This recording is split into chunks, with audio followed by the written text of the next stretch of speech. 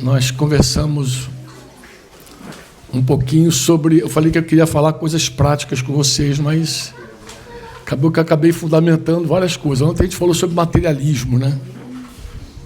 E como é difícil você desenvolver a tua fé quando você está mergulhado numa cultura materialista que não crê nas coisas do Espírito, nas coisas que você não vê, né? Embora o Senhor nos instrui por meio dos apóstolos, o próprio Jesus falou, mas ele falou para a gente ter os olhos nas coisas eternas, nas coisas que nós não vemos, porque as coisas que a gente vê são temporais, elas passam, mas as coisas que a gente não vê, elas são eternas. Mas como viver em função das coisas invisíveis quando a gente é materialista, quando a gente só acredita naquilo que a gente toca, né? Quando a gente não acredita que a fé seja uma coisa concreta, a gente acaba achando que é uma coisa muito abstrata e tal, e a gente vê a correria da igreja, infelizmente, estou falando para a igreja, a correria da igreja por coisas materiais, né? Parece que a gente vive mergulhado nisso. E, inclusive, quando você olha para a igreja como um todo, é só você ver a administração dos recursos da igreja. Estou falando da igreja como um todo. Você vê essa administração, aí você vê claramente que é uma coisa mais voltada para o materialismo do que propriamente para as coisas espirituais, né? Então, ontem a gente conversou um bocado sobre isso, mas eu quero botar esse prego bem pregadinho aí. Amém? Para poder seguir conversando com você. Bem, a gente tem a presença dos irmãos aqui, né? Acho que vocês já se conhecem ou não se conhecem? Quem você não conhece ainda aqui? Dá uma olhada à tua volta e vê quem você não conhece. Eu acho que dá para cumprimentar, não dá? Sem tumultuar, dá para dar um bom dia? Dá ou não? Um abraço? Dá ou não? Então levanta aí, dá um abraço aí no irmão, pelo menos de uns dois que você não conhece aí. Vocês conhecem os pastores de Camaçari, não conhecem? Conhece não? Você sabe da Camaçari? Vocês têm ideia, não? Eu também não tinha ideia até outro dia, né? Mas eu tive lá. Fiquei muito bem acolhido, hospedado com esse sergipano que tá metido a baiano lá. Mas tem baiano metido a sergipano também por aqui, não tem? Tem, né? A gente faz as trocas, né? Lá no Nordeste. Bem, preciso voltar mesmo, a hora Deus abrir porta. Vamos lá, amados. Eu quero pegar emprestado aqui uma oração de Paulo. Efésios capítulo 1. Vamos ver se a gente consegue fazer aqueles 2 tempos para ter aquele intervalo do café, tá? A gente encerra. Versículo 18. Paulo vai falar sobre a oração dele pela igreja. A gente diz que é a igreja em Éfeso, mas há quem diga que essa carta de verdade não tem um destino claro, né? Depois, mais tarde, ficou dizendo que era aos Efésios. Mas, na verdade, essa carta era uma carta que pode ter circulado em várias igrejas ali da localidade. Vamos lá. Eu vou ler uma versão que é a nova versão, é a nova Almeida atualizada. Eu gosto muito da Almeida, irmãos. Mas a Almeida Revista e Corrigida, a Almeida atualizada, ela tem um português mais difícil, mais arcaico, né? Então eu apelo sempre para um português mais fácil. Nós temos a NVT, que é essa Bíblia que a gente distribui aqui no Sertão, que ela é bem mais simples, né? A NVT. Mas a NAA é a minha predileta hoje, porque segue a linha da revista atualizada da Almeida, segue a Almeida, então estou usando ela. Ela é simples, mas bem fiel ao texto lá. Peço que ele está falando do Senhor, né? Não, vou voltar ao versículo 17, do capítulo 1 de Efésios. Peço ao Deus do nosso Senhor Jesus Cristo, o Pai da glória, que conceda a vocês o quê? Espírito de sabedoria e revelação no pleno conhecimento dele. Eu peço que ele ilumine os olhos do coração de vocês, para que saibam qual é. Aí ele vai dizer exatamente o que ele espera que Deus mostre para aquela igreja, mostre para a gente, quando o Espírito Santo nos ilumina. O que a gente precisa ver, né? O que a gente precisa conhecer? Eu peço que ele ilumine os olhos do coração de vocês, para que vocês saibam qual é a esperança da vocação de vocês. Lembra que primeiro ele pede que o Espírito, né, o Espírito de sabedoria e de revelação, no pleno conhecimento dele. Ou seja, todos nós conhecemos o Senhor aqui, espero. Amém ou não? Amém. Mas a gente precisa conhecer plenamente o Senhor. Não é conhecer simplesmente, conhecer plenamente. Inclusive, deixa eu dizer algo para vocês que deve estar marcado, isso deve ficar no teu coração. A vida eterna, disse Jesus, diga comigo, a vida eterna é que te conheçam, ó Pai, e a Jesus Cristo que tu enviaste. Então, a oração lá de João 17, sacerdotal, ela diz que a vida eterna é conhecer o Pai e o Filho por meio do Espírito Santo, obviamente. Mas esse conhecimento pode ser um conhecimento ralo e pode ser um conhecimento profundo, pode ser um conhecimento pleno. Você pode conhecer a Deus na altura, na profundidade, na largura, o amor dele de forma plena. E os apóstolos, eles têm essa carga no coração. Qual é? Não é simplesmente conhecer a Deus, é conhecer a Deus plenamente. Eu tenho assim uma inquietação no meu coração, que é o quê? Eu percebo que hoje, nessa geração que a gente vive, não sei se é a geração YZ, aí tá, tem até a Alfa agora, né, já, depois de 2010, mas essas gerações parece que não têm a mesma fome de Deus quando eu me converti. Quando eu me converti, as pessoas tinham fome de Deus. Quando a gente começou a ouvir falar sobre discipulado, a gente ficava maravilhado, a gente queria ser discipulado. A gente queria de verdade estudar as Escrituras, conhecer a Deus mais profundamente. Não é ter um conhecimento de Deus, não, é conhecer plenamente a Deus. Conhecer plenamente. E Paulo está orando e falando assim, eu quero que vocês conheçam plenamente o Senhor. Eu peço ao, Senhor, ao Pai, né? Ao Pai do nosso Senhor Jesus Cristo, que Ele conceda a você espírito de revelação no pleno conhecimento dele. Você precisa conhecer a Deus plenamente. Por quê? Porque a vida eterna é isso. E isso, declaração de Jesus lá em João 17. Então, primeira coisa, a gente precisa conhecer a Deus plenamente. Você diz amém ou não? Amém. Aí ele vai dizer assim, versículo 18, peço que ele ilumine os olhos do coração de vocês. Por quê? Porque o nosso coração também tem olhos, né? A gente também enxerga com o nosso coração. A gente enxerga com os nossos olhos naturais, mas a gente tem olhos espirituais também. Agora, preste atenção, ele está orando pela igreja, tá, irmãos? Ele não está orando pelos incrédulos. Ele está pedindo luz nos olhos do coração da igreja. Ele não está pedindo bênção. Por que Paulo não está pedindo bênção? E, em geral, a gente pede a bênção, né? Mas por que Paulo não está pedindo bênção? Vou explicar. No capítulo 1, logo no comecinho, Paulo vai dizer que aquela igreja, a igreja de Cristo, ela já é abençoada com toda sorte de bênção. Na região celestial. Então ela já é abençoada. Pô, mas se nós somos abençoados, o que está pegando? O que está faltando? A gente não enxerga a bênção. A gente não vê a bênção. Está faltando luz. Então, à medida que teus olhos naturais precisam de luz, porque se faltar luz aqui, a gente não enxerga nada, mesmo que tenha olhos. Né? No escuro, você não enxerga. Ainda que você tenha os olhos de piloto da Força Aérea. Enxerga tudo, zero. Visão zero. Mas sem luz, você não enxerga nada. No reino do Espírito, funciona da mesma maneira. Como assim, Franco? Se a luz do Espírito Santo não vier, ainda que você tenha olhos espirituais, você não vê.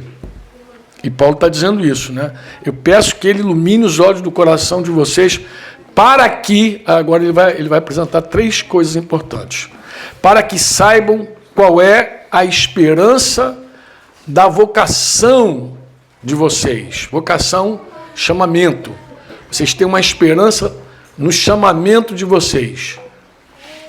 Qual é a riqueza da glória da sua herança nos santos? Então, Primeiro a gente precisa conhecer, né, a esperança do nosso chamamento, depois a riqueza que a gente tem, juntamente com todos os santos. Amém ou não? Amém? Amém? E ele vai dizer agora assim, qual é a suprema grandeza do seu poder? Diga comigo, suprema grandeza do seu poder. Que é uma palavra forte, né? É suprema, é grandeza e é poder. Parece uma redundância, né? Tudo intenso. E ele vai dizer que esse poder, seu poder, está onde esse poder? Lê aí. Onde é que está esse poder? Essa suprema grandeza do poder está aonde? Lê aí. Está em que lugar?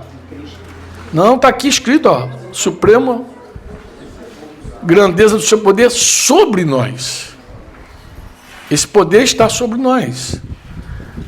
Os que cremos, segundo a eficácia da força do seu poder. E ele vai explicar que poder é esse. Ele exerceu esse poder em Cristo. Esse poder que está sobre você e sobre mim, ele exerceu em Cristo, ressuscitando dentre os mortos e fazendo sentar à sua direita nas regiões celestiais, acima de todo principado, potestade, poder, domínio e de todo nome que se possa mencionar, não só no presente século, mas também no vindouro. Então, o que Paulo está pedindo, Franco? Paulo está pedindo para que a gente, quer dizer, ele está pedindo a Deus que ilumine os olhos do nosso coração, né? Só precisa iluminar os olhos do nosso coração, a gente precisa ver. Mais do que tudo, a gente precisa ver. Porque quando a gente não vê, a gente faz escolhas erradas. As nossas escolhas, que são pautadas, infelizmente, na maioria das vezes, na nossa vontade, a gente escolhe, muitas vezes, a maioria das vezes, baseado naquilo que a gente quer, no que eu quero, no que você quer. Essa escolha, ela, quando é feita com base na tua vontade, ela tem um destino, um final. Quando você escolhe baseado na vontade de Deus, aí tem outro fim, outro final. Então, se Deus me revela, de fato, quem Ele é, na sua plenitude, e ao mesmo tempo, porque é isso que é uma coisa rica do conhecimento de Deus, à medida que eu conheço o Senhor, eu me conheço. Não sei se você lembra lá de Mateus 16, quando Pedro disse, tu és o Cristo, o Filho do Deus vivo. E Jesus falou, tu é Pedro. Eu identifico o Senhor na luz, mas o Senhor também me identifica. Ele diz quem eu sou. E aqui Paulo não está falando só de eu conhecer a Deus plenamente, ele está falando para eu também saber qual é a esperança da minha vocação, qual é a riqueza que eu tenho e conhecer esse poder supremo que está sobre a minha vida. Deixa eu te fazer uma pergunta legal. Você acha, de verdade, que a igreja hoje, ela vive de forma que ela se entende, se vê como uma igreja rica, cheia da graça, que tem um poder sobre ela, o mesmo poder que levantou Jesus dos mortos? Será que ela entende que ela possui uma riqueza inalcançável, tremenda, uma herança dos santos? Será que ela... Você quando olha para a igreja, você vê isso, você vê esse comportamento, essa atitude assim de... Poxa, a igreja, ela é triunfante, né, cara? É impressionante, ela vive... Ou você, quando olha para a igreja, você tem a impressão de que a igreja, ela está mendigando ainda as coisas que o mundo mendiga. Ela clama por coisas que o mundo clama. Como é que é a tua visão da igreja? Porque eu, quando estou pastoreando, principalmente quando a gente senta para apacentar alguém, e quando eu falo apacentar, não estou falando de reunião, tá, amados? Eu estou naquele momento que você senta com alguém para você cooperar com aquela pessoa para ela conhecer a vontade de Deus. Porque pastorear é você guiar pessoas na vontade de Deus. Mas você também não consegue guiar pessoas à vontade de Deus quando você mesmo não faz a vontade de Deus. Então, você começa a fazer a vontade de Deus para ajudar outros a fazer a vontade de Deus. Então você começa a fazer a vontade de Deus na tua vida, no teu casamento, no teu trabalho, para depois ajudar os outros a fazerem a vontade de Deus também. Fala, olha, por aqui o negócio. É ensinando a criança no caminho, não apontando no caminho. Você vai no caminho e diz, é por aqui, vem. Então pastorear é isso. Em resumo, você guia pessoas a viver a vontade de Deus. Ela precisa conhecer a vontade de Deus. Depois eu vou mostrar isso mais claramente para você. Mas, quando você está apacentando alguém, muitas vezes você percebe como a pessoa não enxerga. Ela não sabe quem ela é. Você se lembra quando uma professora, eu vou usar a expressão plebeia, tá? Por que plebeia? Porque é uma professora na Inglaterra que casou com um príncipe da Inglaterra. Como é que era o nome dela? Diana. A princesa Diana. Você lembra? Ela era uma professora. De repente casou com um príncipe. E ela saiu de uma realidade para outra realidade. Não é, fulano ganhou na loteria. Não, o cara ganhou na loteria, ele é pobre, sem dinheiro, agora ele é um pobre com dinheiro. A prova cabal é que a maioria das pessoas que ganharam na loteria depois voltaram a ficar pobre de novo, porque pobreza está na cabeça, entendeu? O cara é pobre, sem dinheiro, depois é pobre com dinheiro. A maior parte, 90% das pessoas que ganharam na loteria voltaram a ficar pobres. Não sei se você conhece essa estatística. Gastaram tudo, torraram tudo, porque sempre tem aquela mentalidade de pobre, entendeu? Aquela mentalidade de pobre. Como eu falei ontem, o materialismo não é só dos ricos, é dos pobres também. Vocês lembram disso, né? Falei, inclusive, aqui com vocês que muita dificuldade que a gente encontra no sertão são pessoas que estão presas mentalmente a bolsas, a ganhos, até injustos, até imorais, para se manter ali cativo àquela situação imoral, presa ali naquela condição. Você lembra disso? Isso não tem nada a ver com riqueza, isso tem a ver com pobreza de alma, né? Então essa professora, ela não ganhou na loteria, ela simplesmente mudou o status social dela de uma maneira assim absurda, porque ela precisou aprender o que era uma vida de princesa. Você agora é uma professora na cidade tal, agora você é uma princesa da Inglaterra. E agora, para onde ela vai, tem uma câmera apontada para ela, inclusive morreu assim, né? Por causa das câmeras apontadas. Para onde ela vai, tem alguém filmando, fotografando. Se ela colocar o cabelo de lado, da manhã está todo mundo com o cabelo de lado. Se ela vestir a roupa tal, da manhã, 2 dias depois está todo mundo com a roupa mesma cor, do mesmo jeito. Dita moda, dita conceito. O que ela fala em qualquer contexto é notícia no mundo todo. A princesa falou. Então imagina uma professora que dava aula para alguns alunos, de repente está falando para o mundo. Você consegue imaginar qual foi a mudança profunda na vida dessa mulher? Você imagina assim, pô, como é que deve ter sido o choque para ela? Deixa eu dizer algo para ti. Quando você se uniu a Jesus, algo muito superior ao que aconteceu com a Diana, aconteceu contigo. Você se uniu a Jesus. Você se tornou um coração com Jesus. O Espírito Santo veio habitar em você. Jesus fez uma promessa, ele falou, eu e o Pai viremos e faremos morada em você.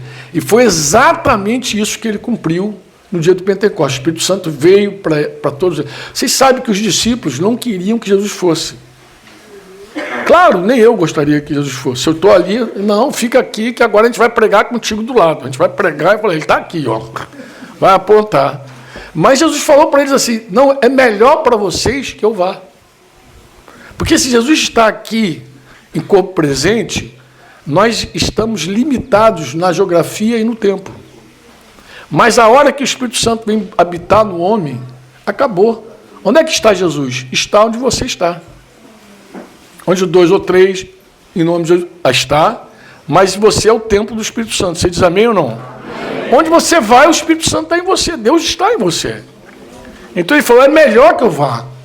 É melhor que eu vá. Porque quando eu for, eu envio o meu Espírito até vocês. E cumpre aquela promessa de que eu e o Pai viremos e faremos morada em você. E é isso exatamente que o Senhor fez. Só que a gente não tem ideia do que é ter o Espírito Santo morando em nós. Eu digo isso em vários contextos. Por exemplo, falei do pastoreio, né? Você imagina alguém, por exemplo, que vive uma vida de gritarias e brigas. Você sabe que o Espírito Santo detesta briga? Gritarias, sabia disso? Palavrões, sabia disso? Inclusive o texto de Efésios, quando Paulo diz, exatamente para a gente evitar os palavrões, ele depois vai dizer, não entristeça o Espírito Santo. É o próximo versículo. Ele diz assim, ó, esse linguajar perverso que a gente traz do mundo, eu lembro de uma vez, eu fui visitar um irmão amado, toquei assim se sai a campainha, né? Pé, na casa. E vocês se lembram aquelas casas que tinha uma janelinha bem na porta assim? Abre assim. Então a filha colocou o rostinho ali e falou, é o Franco. E ela deu a volta e foi abrir a porta lá para eu entrar do quintal. E quando ela me viu, ela falou assim, puxa, Franco, que bom que você está aqui. Porque estava uma bagunça aqui em casa, estava uma gritaria, uma brigaiada. Quando eu falei, é o Franco, está um silêncio, está reinando. E eu entrei, falei, sabe que é brincadeira dela?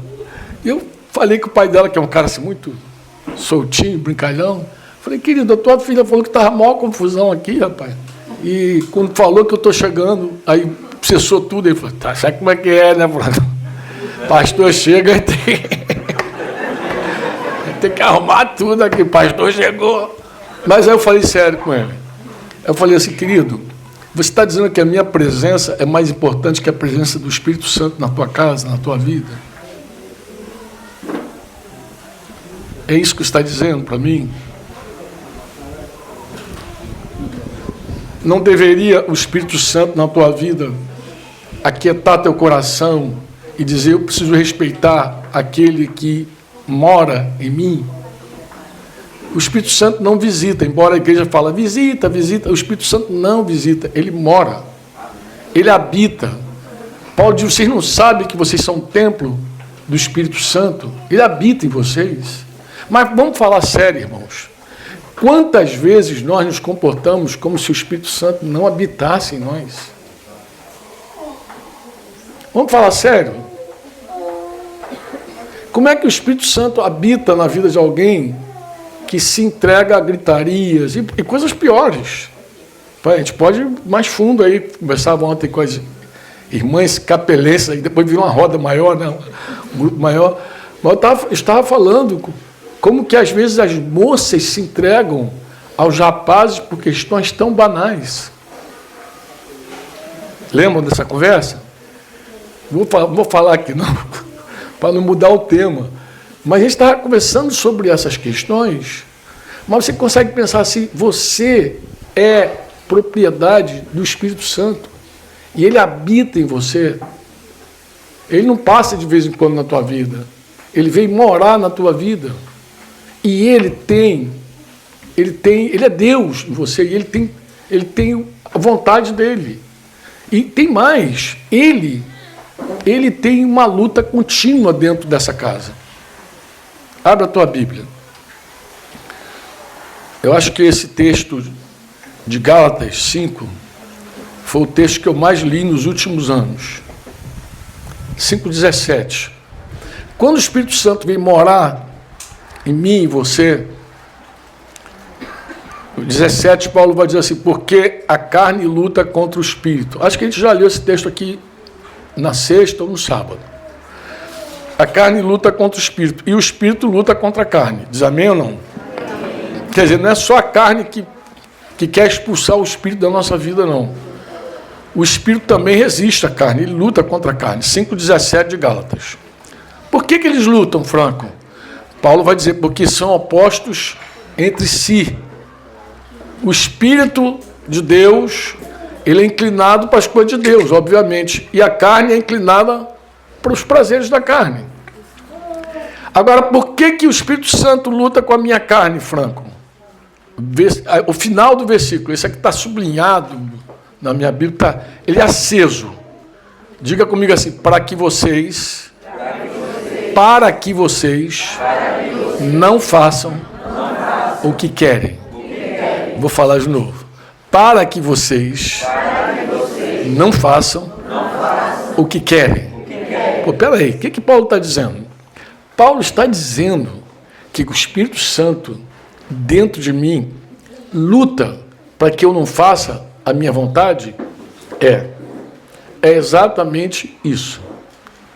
Ele está presente na minha vida, não apenas para me guiar a toda a verdade, não apenas para me encher do amor, Romanos 5,5, não apenas para...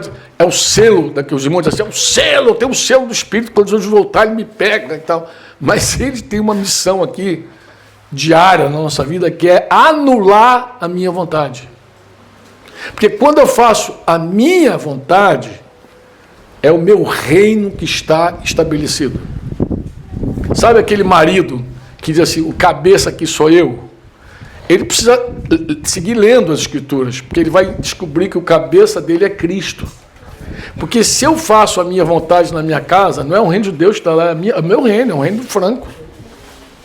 A minha mulher não tem que se subjugar, embora ela precisa ser submissa por mandamento ao Senhor, como ao Senhor, mas se ela se submeter a mim e eu trouxer o meu reino, ela vai estar, coitada, escravizada ao reino do homem.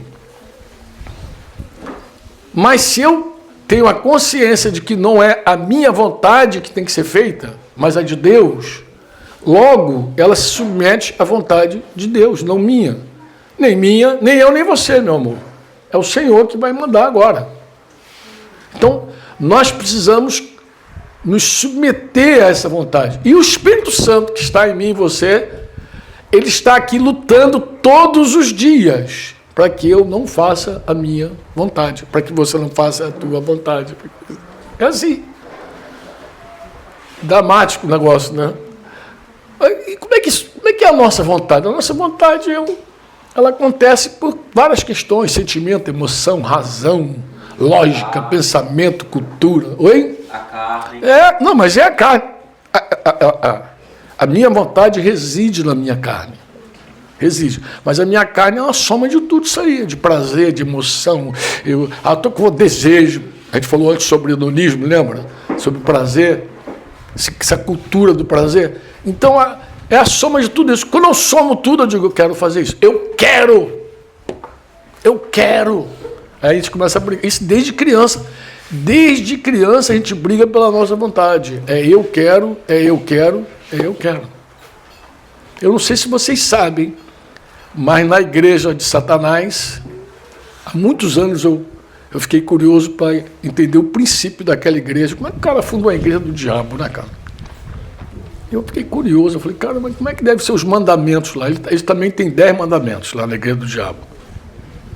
E eu falei, sabe que ele diz assim, adorarás Satanás, só ele servirás. Sabe que tem esse mandamento lá? Não tem. Não tem? Não tem. E o que o diabo propõe então, ao invés de adorar ele? Ele diz, adore a você. Faça o que você quer. Não, interessante isso aí. Eu falei aqui há alguns anos, aqui no sertão, eu vi uma charge uma vez, um desenhozinho, uma charge, que tem um cara em cima do muro assim, e Jesus está falando com ele assim, desce para cá, rapaz, vem para cá.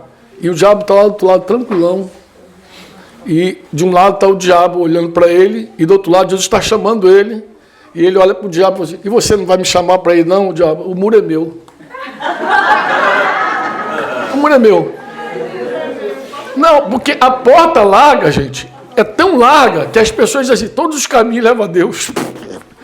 De onde tirou isso? Jesus falou que é uma coisa binária. Seguir a Deus é simples demais, porque só tem 2 caminhos, só tem 2 portas. Ele não disse que são vários caminhos, várias portas, não. Ele falou, tem um caminho que é largo, a porta é larga. Aí as pessoas se confundem ali. Eu dizia para minha mãe, né, quando eu me converti antes da minha mãezinha. E eu pregava para ela, e ela dizia assim, meu filho, mas eu não faço a vontade do diabo. Eu falei, mãe, quando a senhora não faz a vontade de Deus, já está fazendo a do diabo. Fazer a do diabo é muito fácil, porque você não precisa ter um mandamento assim, não, vou fazer aquilo ali, vou matar um bode, vou sacrificar, vou ser satanista. Não, você não precisa. Faz o que você quer. Faz a tua vontade. É a tua vontade que vai fazer você destruir teu casamento. É a tua vontade que vai fazer você destruir tua vida. É a tua vontade que vai levar você por caminhos de morte. Está escrito. O caminho do homem parece bom aos olhos dele, mas o final dele é morte. É morte. E você fala, Franco, por que a gente faz tanta escolha ruim? Eu vou te falar primeiro porque a gente é cego. Embora está na igreja, embora conheça Deus, a gente não conhece Ele plenamente. Nós ainda achamos que a nossa vontade é boa, é agradável, é perfeita. Ainda achamos. E daí a gente começa a tomar decisões pautadas na nossa vontade. A gente ignora, por exemplo, que o Espírito Santo luta dentro de nós para anular essa vontade. E para a gente viver uma única vontade. Deixa eu te fazer uma pergunta. Nós cremos no Deus Trino? Quantos creem? Diga comigo, Pai, Filho, Espírito Santo. Qual é a vontade que prevalece? A do Pai. Porque se tivesse 3 vontades ali, seriam 3 deuses. A gente só tem uma vontade, a vontade do Pai. Só tem um Deus. A gente só tem um Deus porque é a vontade do Pai que cumpre. A gente não tem 3 deuses. A gente tem um Deus. Porque só existe uma única vontade. Diga comigo, a vontade do Pai. Diga a vontade do Pai. Essa vontade é boa, é perfeita, é agradável. Quando o Espírito Santo vem morar em nós, ele luta contra a nossa vontade para que a gente não faça essas escolhas que a gente faz, que lá na frente depois a gente chora por elas. Faz escolhas erradas, lá na frente a gente colhe o fruto amargo das nossas escolhas perversas, por pura cegueira e nada mais que isso. Eu vou voltar lá para Efésios, tá? Para a gente seguir lá aos Efésios, que eu quero bater aqui em Efésios ainda, depois no segundo tempo a gente vai para uma outra oração de Paulo. Vamos lá, Paulo vai dizer que ele, além do pleno conhecimento do nosso Pai, uma vez que os nossos olhos do coração foi iluminado, a gente precisa saber qual é a esperança da nossa vocação. Você crê que Deus chamou você? Você crê que Deus chamou? Você sabe que tem um chamado nosso que é único, né? É um único chamado. Tem um que é único, tem chamado específico. Alguns aqui foram chamados para fazer coisas específicas. Mas existem chamados que são únicos. Jesus chamou a gente, vinde a mim todos vocês que estão cansados, sobrecarregados, amém? Chamou, isso é um chamado único. Ele também disse, venha após mim. Ele diz, venha após mim, me segue. Isso é um chamado para todos nós. Diz que nós fomos vocacionados para sermos santos, amém? Fomos chamados para sermos santos, para sermos irrepreensíveis. Diz que nós fomos chamados para sermos conformes à imagem de Jesus. Tudo isso aí é um chamamento comum. Eu não estou falando... Essa vocação que Paulo se refere aqui não é uma vocação simplesmente... Ele está falando de uma coisa coletiva. Ele não está falando do teu chamado para ser pastor, para ser profeta, não está falando do teu chamado para ser missionário, para ser mãe. Não. Ele está falando do teu chamado comum. Nós fomos chamados, todos nós. Nós temos uma santa vocação. Minha mãe, essa mãezinha querida que eu falei, você mãe solteira de 2 filhos, sabe que uma mãe solteira, 2 filhos, na década de 60, minha mãe podia ter feito qualquer coisa terrível, mas escolheu criar os 2 filhos. Primeiro ela escolheu não abortar, graças a Deus, e depois ela escolheu criar. Chorou um bocado no início, mas depois Jesus entrou, aí muda a história de todo mundo, se sabe. Quando Jesus entra, a história muda.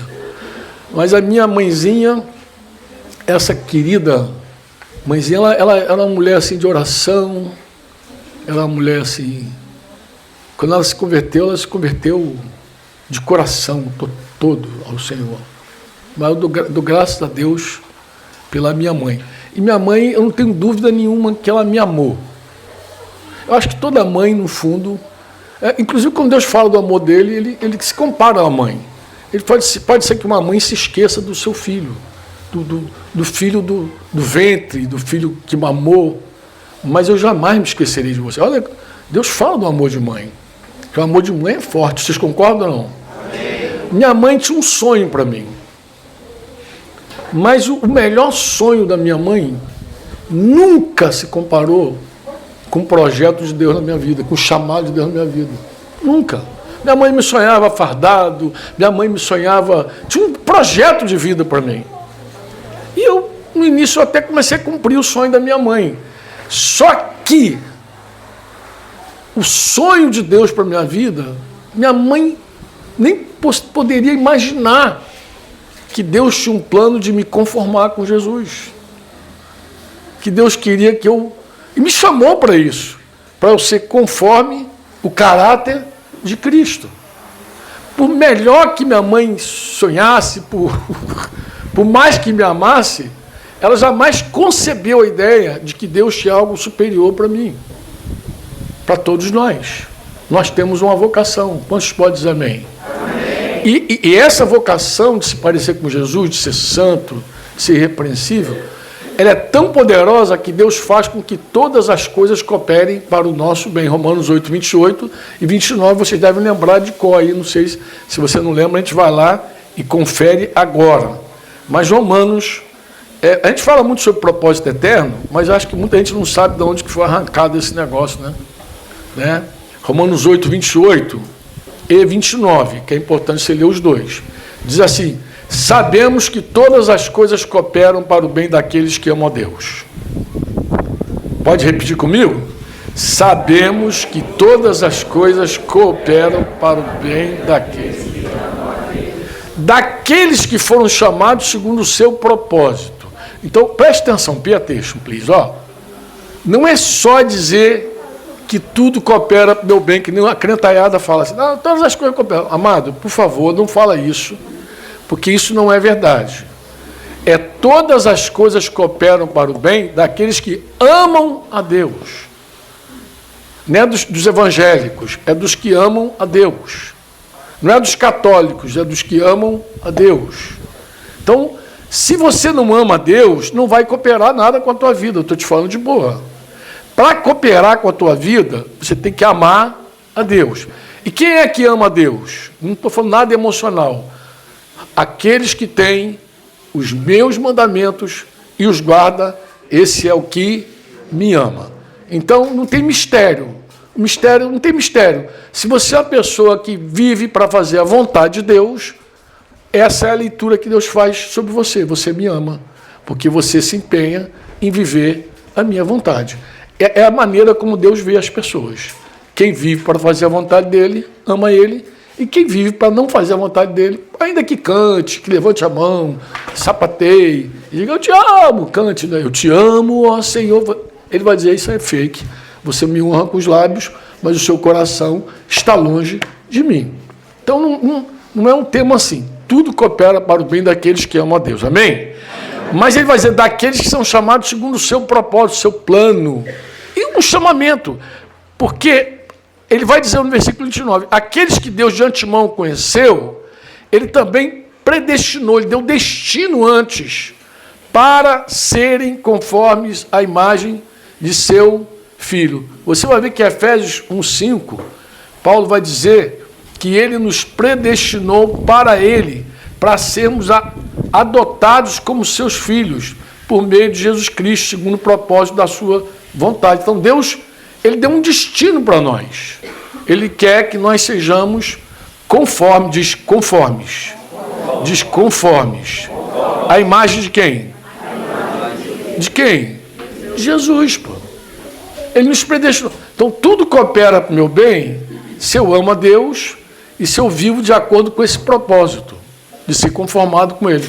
Lembra que a gente falou ontem sobre as provas? Vocês lembram?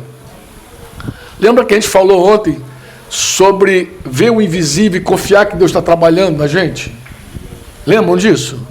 Olha só, se você crê, agora de novo tem que sair do materialismo e ir para o reino do Espírito.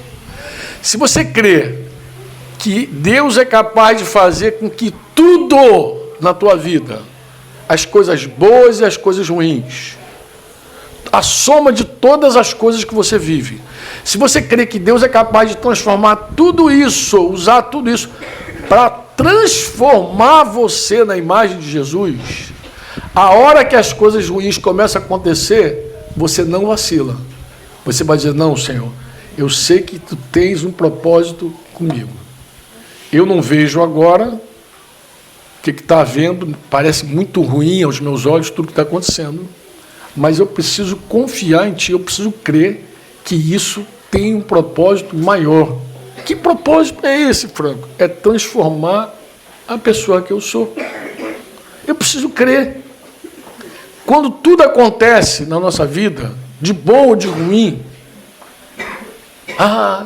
não, Deus está moldando o meu caráter. Ele é o oleiro, eu sou o vaso. Ele está transformando. Por quê? Porque Ele me chamou. Eu preciso enxergar que eu tenho uma vocação. Ele me chamou para ser outra pessoa. Eu não posso seguir sendo a mesma pessoa. Então, voltando lá para o pastoreio, imagina você apacentando alguém que não entende, que não enxerga que Deus molda ela, que Deus transforma ela. Ela acredita que ela é como Gabriela. Eu nasci assim, eu cresci assim, você sempre assim. Gabriela, essa pessoa não tem a menor possibilidade de conceber transformação na vida. Ela acha que ela nasceu, a minha avó era assim, não, minha mãe era assim também. Aí eu sou assim, misericórdia, irmão. Tua avó era assim, tua mãe era assim, você tem que repetir essa história. Você já viu como as histórias se repetem?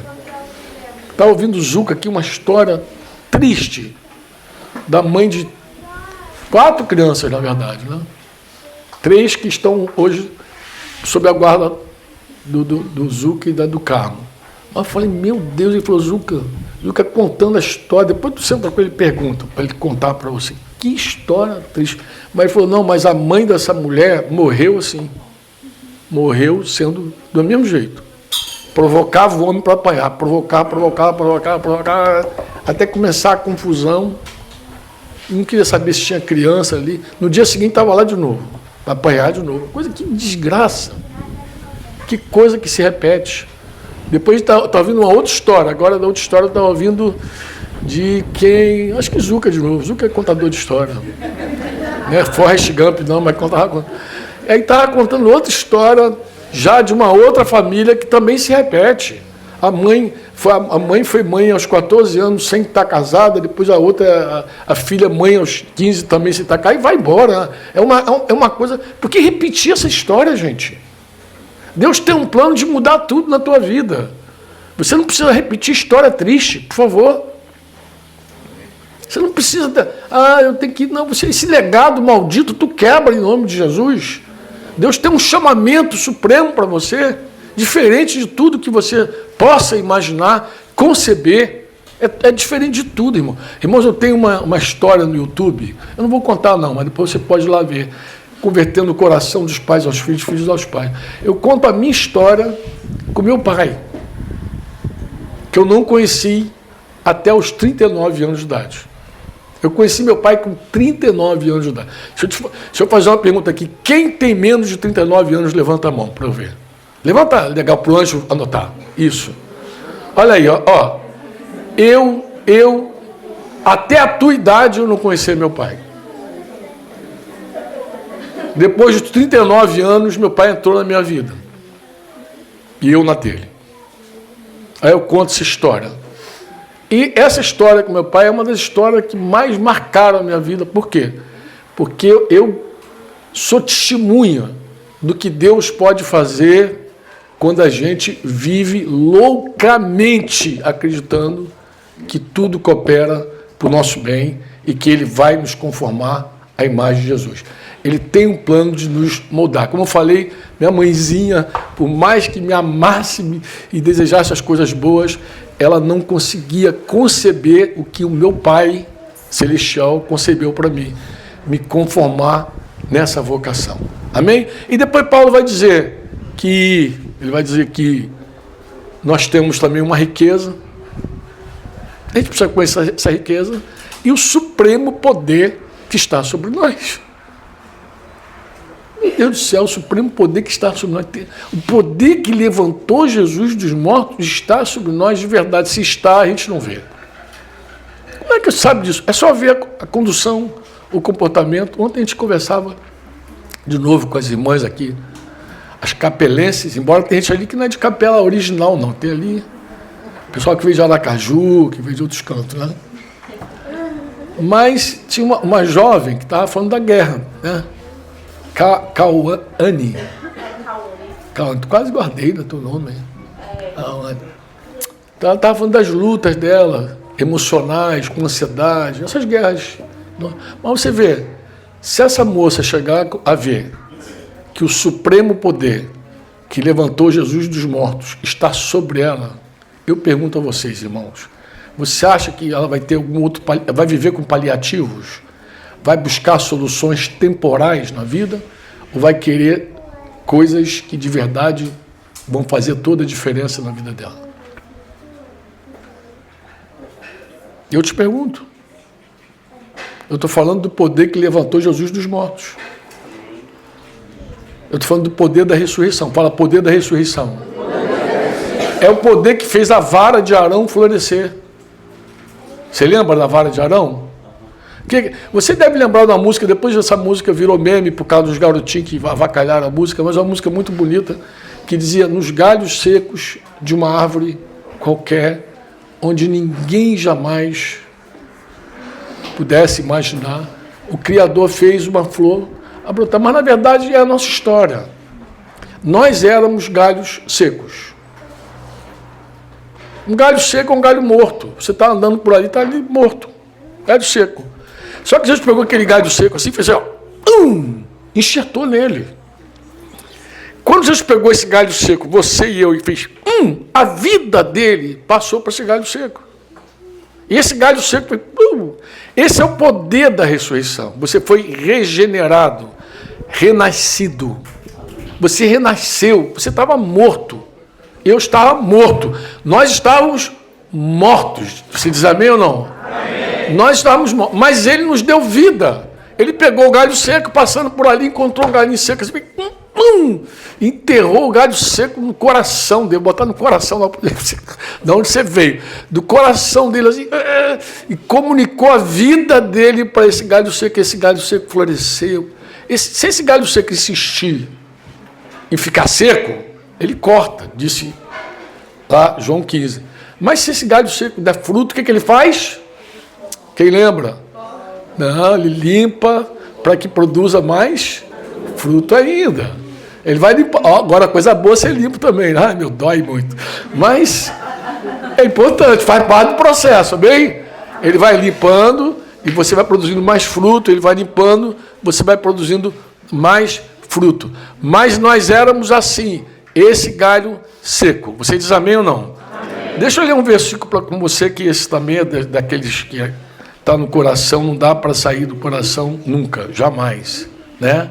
Porque quando você entende assim, poxa, eu era um galho seco. Quem era galho seco aqui? Gente, eu vou levantar duas. Mas galho seco, pensa numa coisa morta. Você crê que Jesus te deu vida? Amém. Você crê? Amém. Você crê que você estava longe de Deus? Que Jesus te reconciliou com o Pai? Amém. De verdade, você crê? Tem uma irmãzinha santa aqui que ela chuta, ela pisa na roupa do... Não pisava, não faz mais isso não. Mas era um galho seco, a bichinha. Agora não mais. Aí ela falou, o dia que eu entendi que eu tinha que fazer tudo, como se fosse para Jesus, com amor, fazer de todo o coração, como se eu parei de pisar na roupa do meu marido. Parei de chutar e comecei a lavar a roupa agora com todo carinho e amor, porque é a roupa de Jesus. Eu falei, tá ótimo. Tu vê a mudança, né? Quando você é revelado, né? Mas deixa eu te dar um versículo, então, para o nosso intervalo. 2 Coríntios 5,15.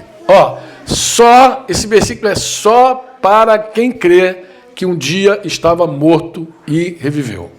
Esse versículo é só para você que um dia creu assim, não, eu estava morto, Franco, eu era o galho seco de uma árvore qualquer, onde ninguém jamais podia imaginar nada, mas o Criador fez brotar uma flor em mim. Bem, se você crê nisso, de verdade, você crê, então olha o que está escrito aqui.